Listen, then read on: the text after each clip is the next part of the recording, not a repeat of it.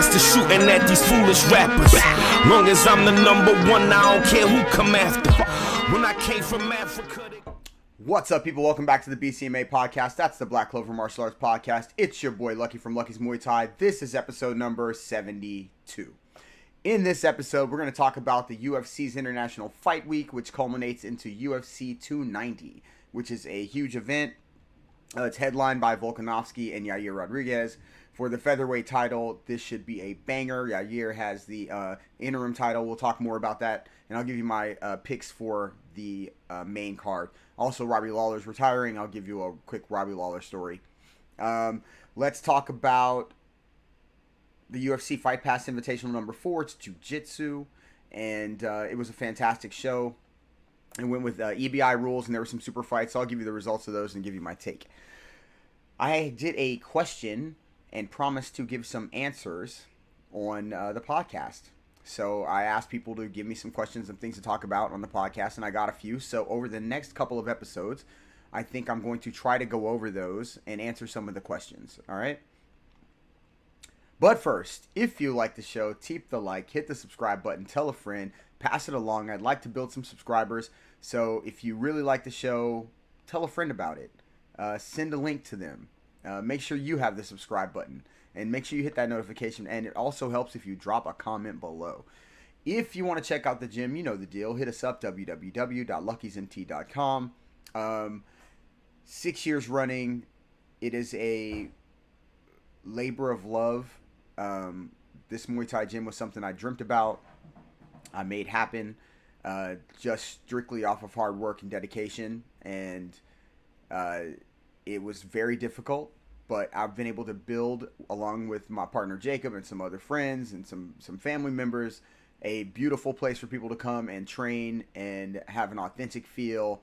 And you can bring your family and you can bring your friends, and everybody's having a great time and also learning how to punch each other in the face, which is still a great time, I promise you. But if you want to come by, try to get in shape, learn something new.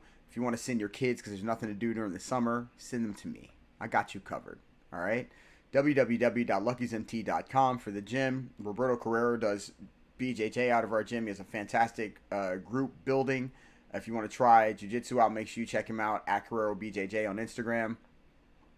And I love y'all, man. I hope you swing by. First things first, let's talk some jiu-jitsu. The UFC Fight Pass Invitational 4 just passed. Gordon Ryan was not in it. But I had heard he put a $500 bounty on every one of the B team's heads that got submitted or got beaten. Something to that effect. This is all hearsay, obviously. But that didn't work out too well because the B team basically did a really good job.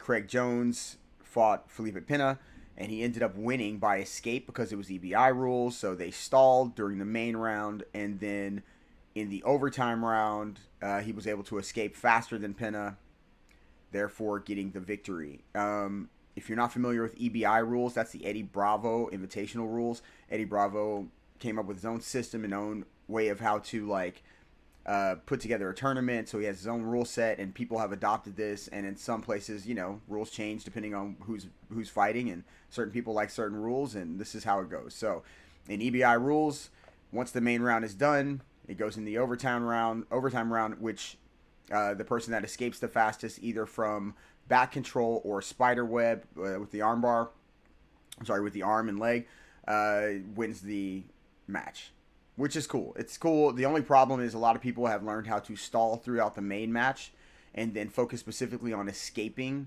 those two things. And because of that, it allows people a strategy that doesn't push engagement, which I think most of us want to see things to be engaged at those, in those tournaments, not just get to the overtime. I want to see people really go after it.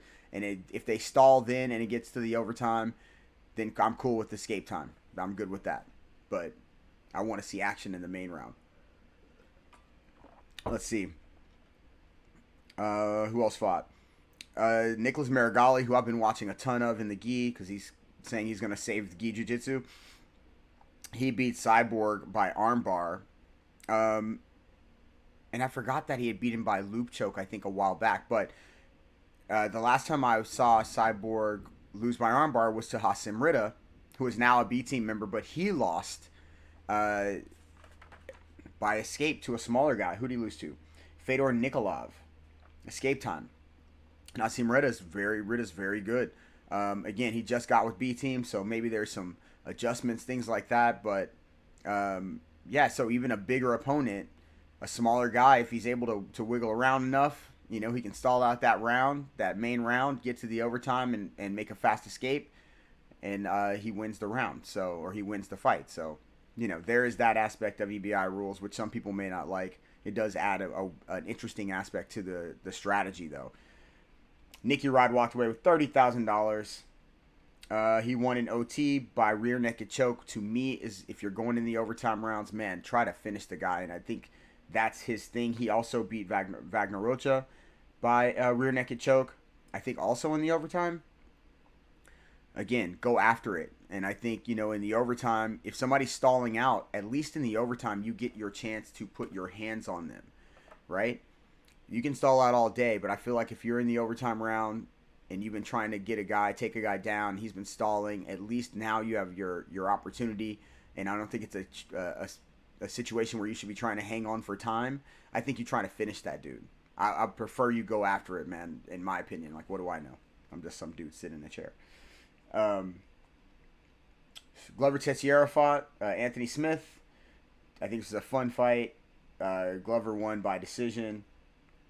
And overall, it's a good show and it's fun. And I don't know what, the Gordon Ryan B team whole back and forth thing. Whatever, man. It is what it is. I guess it's entertaining for the fans. It feels like Craig Jones is having some fun with it, and the B team seems to be doing well.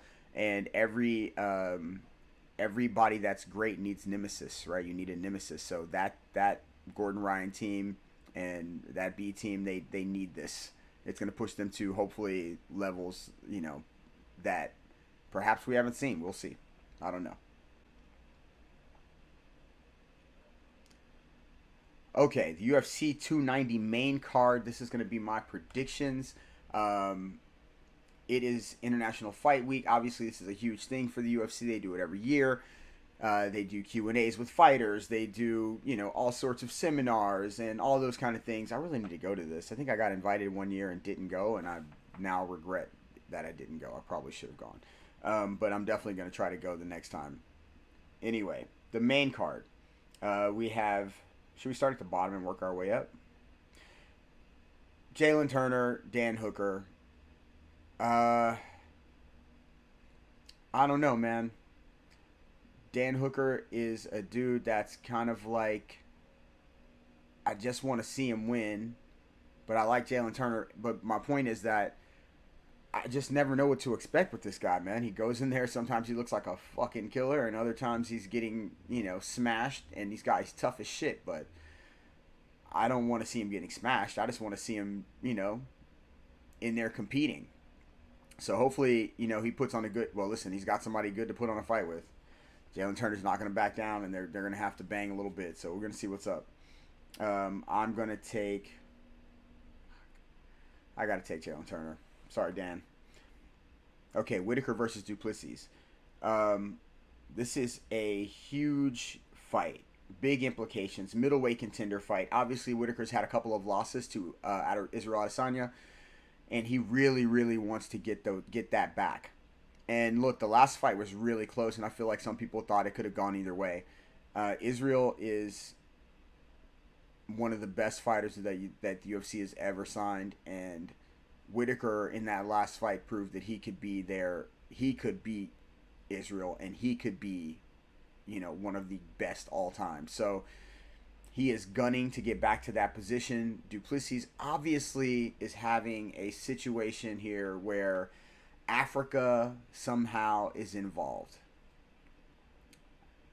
Israel said he would drag Duplessis' carcass across South Africa if he wins this fight. I would like him to win this fight against Whitaker just so I could see that.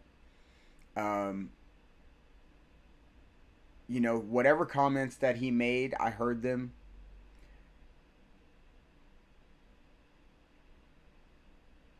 I feel like I wouldn't say read the room or anything, but I would say, like, you should be very, very careful where you tread when you're talking about cultural things like that and claiming to be more of something than somebody else.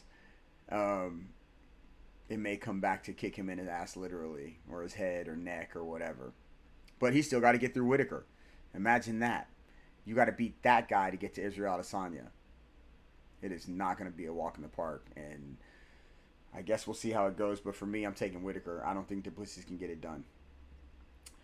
Brandon Moreno versus Pantoja 2, they have it listed as, but I'm assuming it's because they don't use the Ultimate Fighters fights don't count. But Pantoja beat Moreno twice.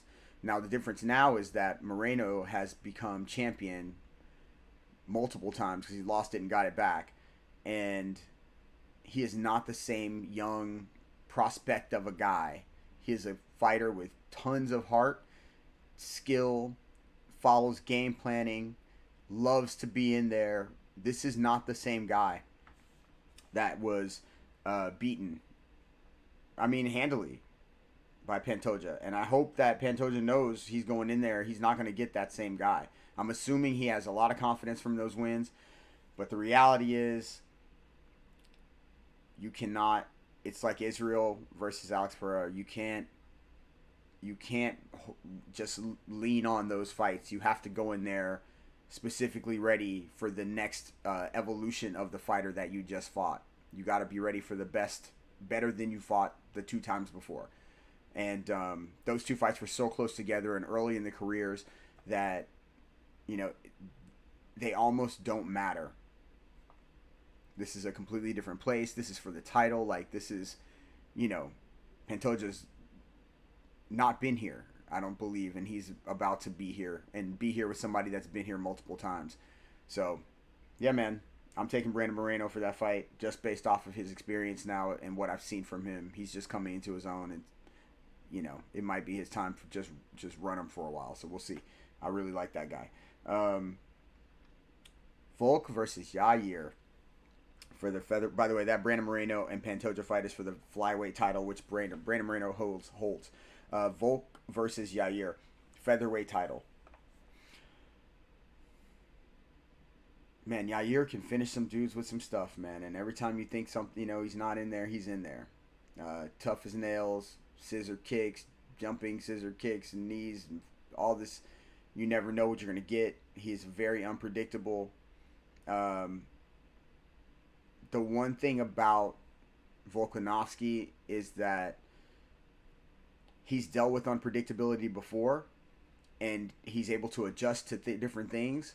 And the thing that he's able to do, an attribute that he has, and this is a legit attribute, if it's something that he can't adjust to, that's awkward or weird, his toughness carries him through that portion.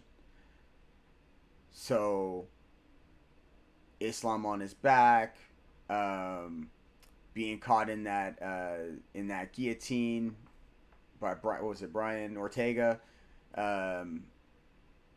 different situations that he either didn't adjust for or he got caught in, he's able to use his toughness to carry him through. And I believe that even if Yair is bringing the business to him, Volk's probably going to be able to weather the storm.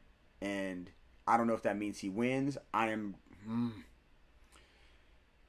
he had to train really hard for that last fight against Islam Makhachev. And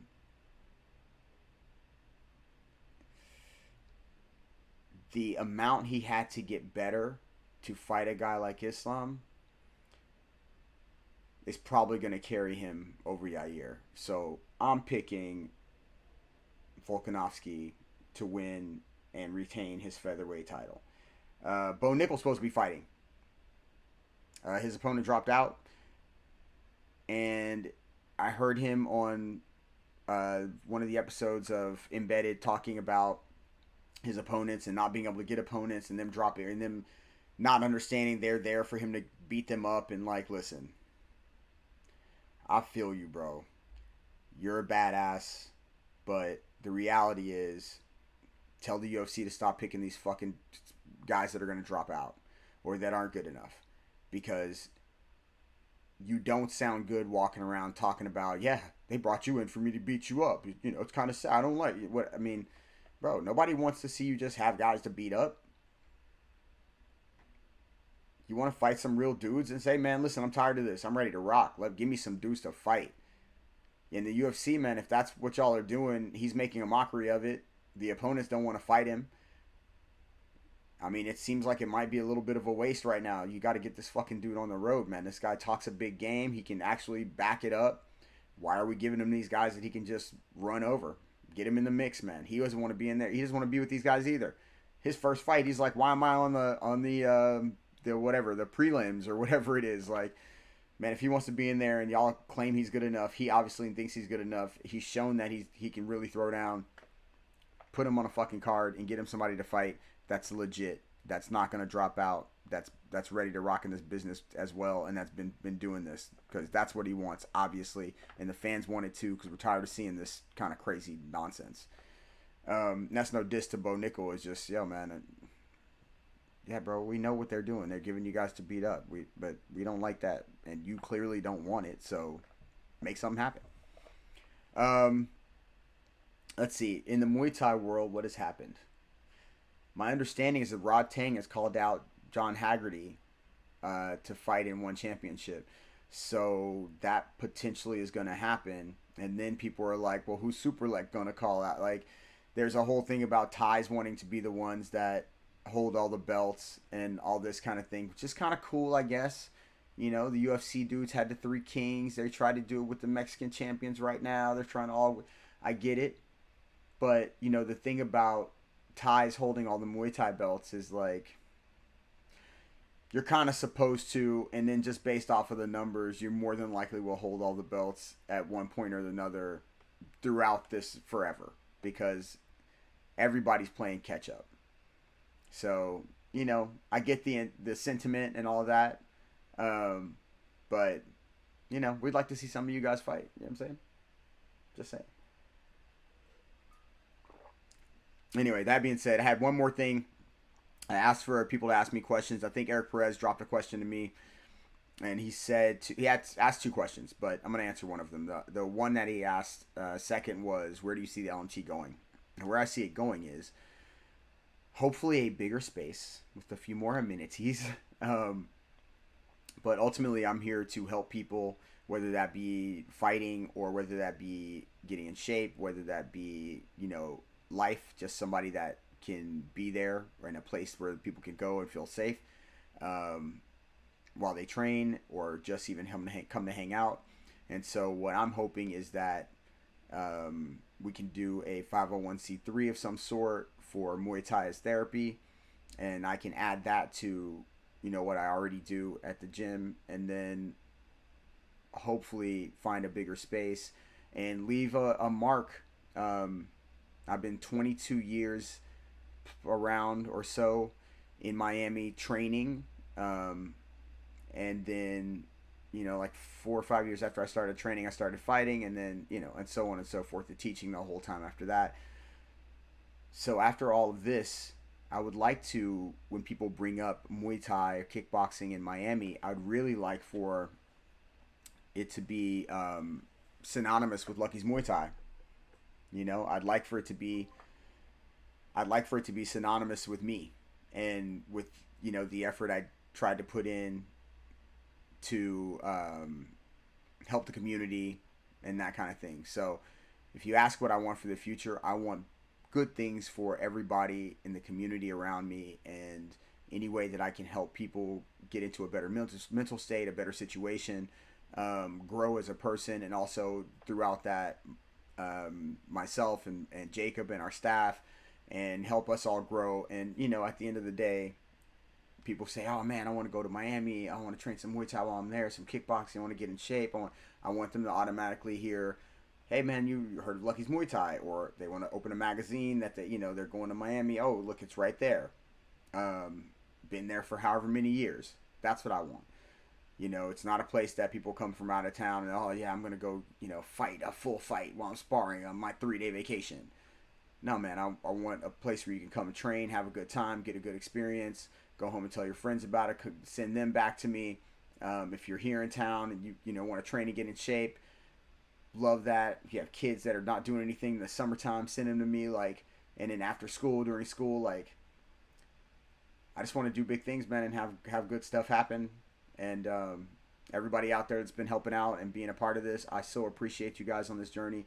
I love you guys so much. Thank you, Eric Perez, for the question. Hopefully that answered it. I'll answer another question next time. Enjoy UFC 290 and whatever else you might be doing this weekend. Peace. Oh, if you like the show, keep the like, hit the subscribe button, tell a friend. If you want to stop by the gym, www.LuckysMT.com. We'll be waiting. I'm out.